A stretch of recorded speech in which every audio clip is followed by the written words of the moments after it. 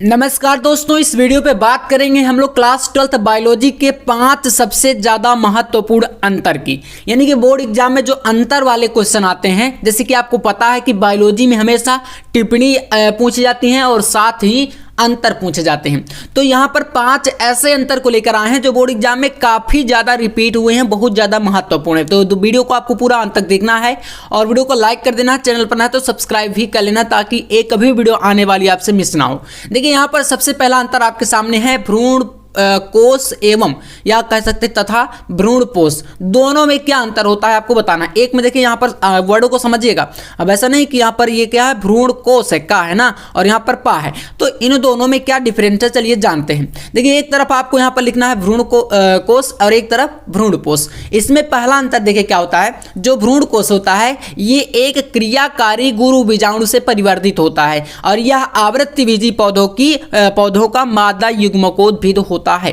ठीक है ना, इसको याद कर लीजिएगा। बात कर लेते हैं भ्रूण कोष की। भ्रूण कोष क्या होता है देखिए, त्रिसंलयन से बने प्रायः त्रिगुणित यानी कि 3n केंद्रक से विकसित होता है तथा आवृत्तिबीजी पौधों में यह युग्मकोद्भिद n ही होता है।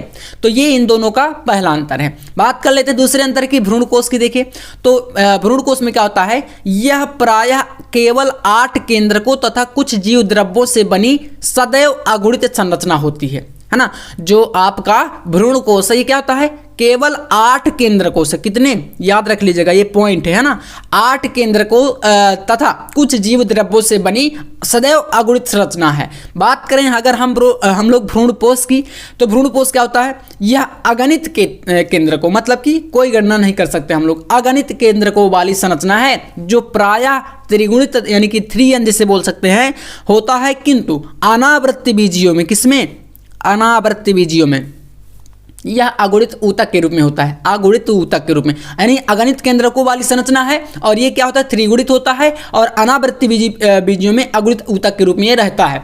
और ये किस में रहता है, तो 8 केंद्रकों वाली कुछ जीव द्रव्यों से बनी एक सदैव अगुणित संरचना होती है। ठीक है, अब यहाँ पर बात कर लेते हैं तीसरे अंतर की। तो तीसरा अंतर होता है जो भ्रूण कोष होता है, ठीक है ना, भ्रूण कोष इधर के क्या है, ये भ्रूण कोष है, देख सकते हैं। तो यहाँ पर तीसरा अंतर है कि यह मादा जनन इकाई को आश्रय देने वाली संरचना होती है। किसको, मादा जनन इकाई को, याद रख लिया गया, मादा जनन इकाई को आश्रय देने वाली संरचना होती है। और भ्रूण कोष क्या होता है, इसका निर्माण निषेचन के पश्चात यानी निषेचन के बाद ही होता है। ठीक है ना, तो ये तीसरा अंतर है प्रमुख। ठीक है, चलिए इसके बाद हम बात करेंगे अगले प्रमुख अंतर की, जो कि आपका है खाद्य श्रृंखला और खाद्य जाल में अंतर बताइए। तो चलिए काफी इंपॉर्टेंट क्वेश्चन ये भी है आपका। एक तरफ है आपका खाद्य श्रृंखला और एक तरफ है आपका खाद्य जाल, है ना, दोनों को जानते हैं क्या होता है।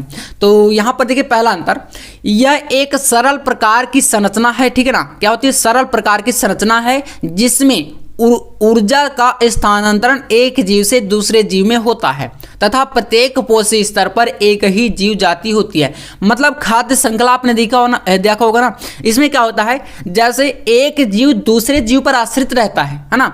जैसे कि बात करें घास को कौन खाता है, हिरन खाता है, हिरन को कौन खाता है, फिर मांसाहारी जीव जो जैसे शेर हो गया है ना, ऐसे जीव खाते हैं। तो इस प्रकार से एक मतलब सीरीज बन जाती है, श्रृंखला होती है, ये होता है खाद्य श्रृंखला। खाद्य जाल की बात कर लेते हैं, यह अनेक छोटी छोटी खाद्य श्रृंखलाओं से मिलकर बनी एक जटिल संरचना, मतलब कठिन संरचना होती है, जटिल होती है। ठीक है ना, जटिल संरचना के रूप में होता है। ये पहला आपका इन दोनों में अंतर है।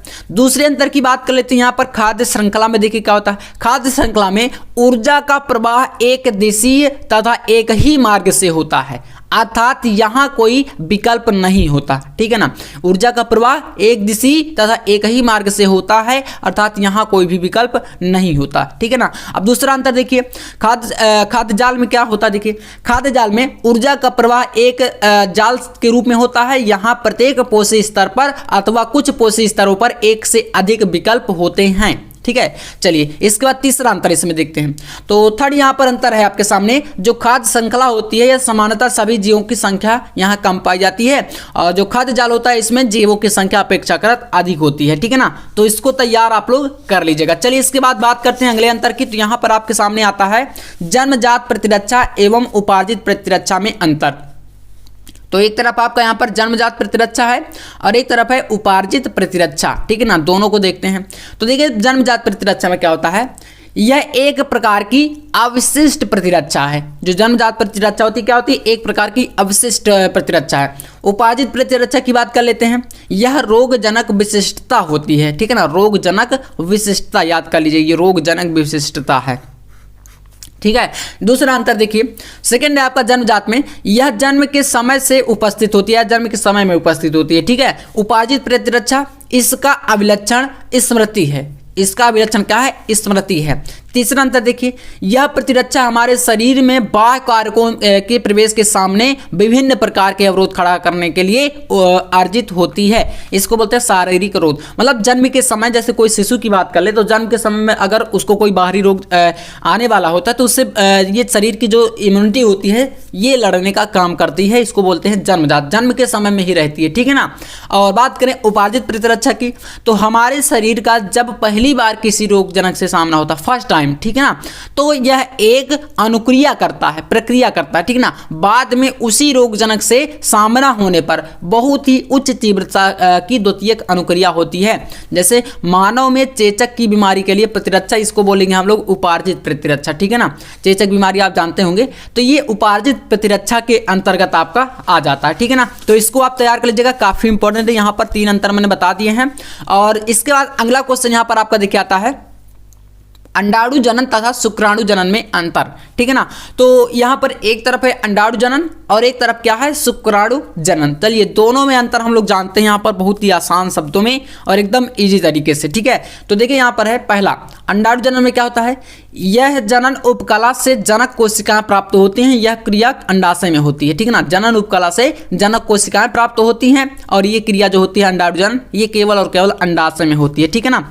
और शुक्राणु जनन में देखिए, जनन उपकला से जनक कोशिकाएं प्राप्त होती हैं और ये क्रिया वृषण में होती है, ठीक है। कहाँ होती है? वृषण में, ठीक है। तो इसको याद कर सकते हैं आप लोग बहुत ईजी तरीके से। चलिए इसके बाद बात करते हैं यहाँ पर अगला। तो अंडाणु जनन में देखिए, गुणन प्रावस्था में समसूत्री विभाजन होते हैं और अंड जनन कोशिकाओं का निर्माण होता है, ठीक है ना। अंडाणु जनन में क्या होता है? गुणन प्रावस्था में समसूत्री विभाजन होते हैं और अंड जनन का कोशिकाओं का निर्माण हो जाता है। और शुक्राणु जनन में देखिए, दोनों में थोड़ा थोड़ा सा अंतर है। तो शुक्राणु जनन में होता है कि गुणन प्रावस्था में समसूत्री विभाजन होते हैं, किंतु शुक्राणु जनन कोशिका, इसमें अंडाणु जनन कोशिका बनती है अंडाणु जनन में, और इसमें शुक्राणु, बहुत ही सिंपल है, आप इतना तो समझते ही हैं, है ना। शुक्राणु जनन में शुक्राणु बनते हैं और अंडाणु जनन में अंडाणु बनते हैं। इसके बाद देखिए तीसरा अंतर, थर्ड यहाँ पर आपके सामने है, जो अंडाणु जनन है, संपूर्ण प्रक्रिया में तीन यहाँ पर प्रमुख प्रावस्थाएं पाई जाती हैं और अंत में अंडाणु का निर्माण ही होता है। 3 अवस्थाओं के बाद बात कर लेते हैं शुक्राणुओं की। इसमें सामान्य रूप से इसमें भी 3 ही प्रावस्थाएं पाई जाती हैं और अंत में यहाँ पर शुक्राणु। देखिए कितना सिंपल है ये अंतर, है ना।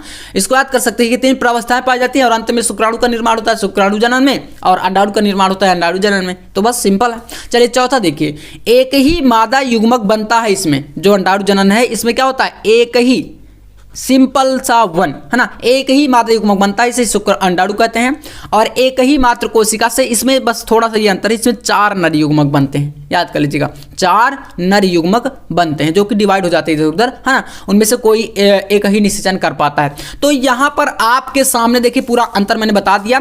अब इसके बाद यहाँ पर एक और अंतर आपको तैयार करना है जो कि आपका होने वाला है डीएनए और आरएनए का अंतर। ये बोर्ड एग्जाम में काफी ज्यादा पूछा गया, ठीक है ना। डीएनए और आरएनए में प्रमुख अंतर बताइए, क्वेश्चन से आता है। चलिए जानते हैं, एक तरफ है डीएनए, एक तरफ है आरएनए, है ना। तो यहां पर पहला अंतर देखिए, जो डीएनए होता है ये 2 पॉलीन्यूक्लियोटाइड कुंडलों का बना होता है। 2 पॉलीन्यूक्लियोटाइड मतलब 2 श्रृंखला ऐसे करके जो हेलिक्स होता है उससे बनता है। आरएनए की बात करें, आरएनए एक ही पॉलीन्यूक्लियोटाइड कुंडल का बना होता है, मतलब एक कुंडलित होता है, ये द्विकुंडलित होता है, ठीक है ना। ये दोनों में पहला अंतर है। दूसरे अंतर की बात कर लेते हैं, डीएनए में जो होता है डीऑक्सीराइबोज शर्करा पाई जाती है और आरएनए में राइबोज शर्करा पाई जाती है। दोनों अंतर काफी इजी हैं, बहुत आसान है, इसको जरूर कर लीजिएगा आप लोग, ठीक है। तीसरा अंतर, जो डीएनए होता है इसमें थाइमीन नाइट्रोजनी बेस पाया जाता है और आरएनए में थाइमीन के स्थान पर यूरेसिल आ जाता है, ठीक है ना।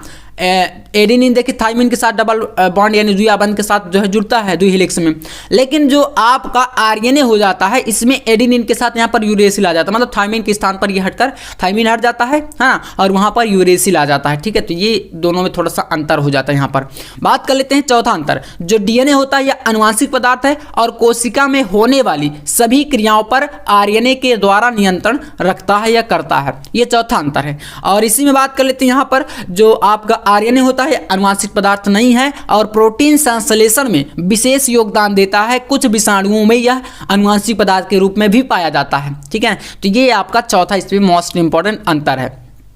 पांचवा अंतर देखिए, जो आपका डीएनए है, डीएनए होता है ये यह प्रोटीन बनाने के लिए संदेश आरएनए को देता है, मतलब एमआरएनए जिसे आप जानते हैं मैसेंजर आरएनए, संदेश वाहक आरएनए, इसको देता है मैसेज। ठीक है, और आरएनए में क्या होता है, यह डीएनए के आदेश के अनुसार प्रोटीन संश्लेषण करता है, मतलब डीएनए के आदेश के अनुसार जब डीएनए का जो है आदेश मिल जाएगा तभी क्या करता है, प्रोटीन का संश्लेषण ये करता है। ठीक है ना, तो ये टोटल हमने क्या देखा, पूरे के पूरे 5 अंतर मैंने आपको बता दिए हैं और आप पांचों को कर लीजिएगा। ठीक है ना, देख सकते हैं पूरा यहाँ पर आपके सामने है, पांचों सबसे ज्यादा इंपॉर्टेंट है, तो आप सभी को कर लीजिएगा। बोर्ड एग्जाम में इनमें से कोई ना कोई अंतर लगभग आपका एक आएगा या तो 2, यानी कि ऐसे 2 क्वेश्चन आपके फिक्स रहते हैं, जैसे टिप्पणी वाले क्वेश्चन हमेशा फिक्स रहते हैं, तो ये आने वाले हैं। तो चलिए, उम्मीद करूंगा वीडियो पसंद आया होगा, और पसंद आया तो लाइक कर देना, चैनल पर ना तो सब्सक्राइब ही कर लेना ताकि आपसे आने वाला वीडियो एक भी मिस ना हो। तो मिलते हैं नेक्स्ट वीडियो में, तब तक के लिए जय हिंद, वंदे मातरम।